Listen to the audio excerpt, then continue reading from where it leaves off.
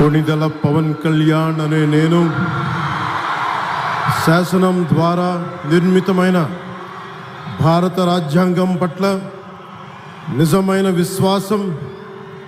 విధేయత చూపుతానని, భారతదేశ సార్వభౌమాధికారాన్ని, సమగ్రతని